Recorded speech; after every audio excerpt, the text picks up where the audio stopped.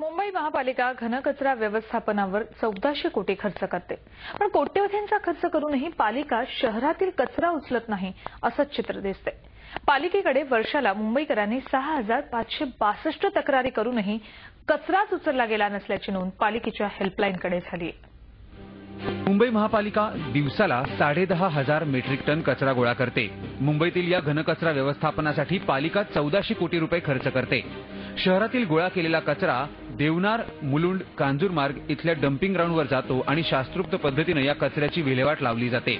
मात्र तरीही मुंबईतील शून्य कचरा नियोजनात पालिका अपयशी ठरली आहे। पालिकेच्या हेल्पलाईनकडे 2012 मध्ये मुंबईकरांनी 6562 तक्रारी कचरा उचलला गेला नसल्याच्या केल्या। या तक्रारींमध्ये 2536 तक्रारी कचरा गोळा करण्यासाठी गाडी आलीच नाही याबाबत आहेत, तर 890 डेब्रिजच्या आणि 826 कचरा रस्त्यातच पडल्याच्या आहेत।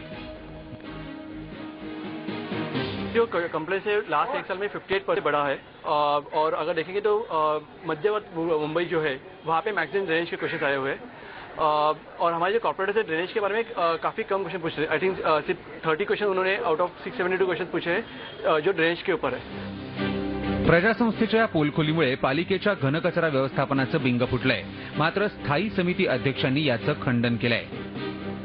मुलुंड येथे सर्वात पहिला वीज निर्मितीचा प्रकल्प राबवण्याचा महानगरपालिकेचा यावर्षी प्रयत्न असणार आहे आणि प्रत्येक झोनमध्ये कचऱ्यावर प्रक्रिया करण्यासाठी किंवा वीज निर्मिती करण्याचा प्रकल्प राबवण्यासाठी जागा निश्चित करण्याचे आता चालू आहे। मुंबईत जे नागरिक स्वच्छता करत असतील तर त्यांच्यावर दंडात्मक कारवाई करण्याचा अधिकार आता मुंबई महानगरपालिकेला त्या उपविधीच्या मार्फत आहे। मुंबईकरांनी कचराकुंडीतच टाकावा यासाठी पालिकेनं प्रबोधनात्मक कार्यक्रमही राबवलाय। पालिकेचे क्लीन मार्शल कचरा रस्त्यात टाकणारे आणि थुंकणाऱ्यांवर दंडात्मक कारवाईही करतात। 2011-12 मध्ये याच क्लीन मार्शलनी 5 कोटींचा दंड वसूल केलाय। मात्र क्लीन मार्शलच्या दंडात्मक कारवाईचा अद्याप कोणताही परिणाम झालेला दिसत नाहीये। हेमंत बिर्जे, झी मीडिया, मुंबई।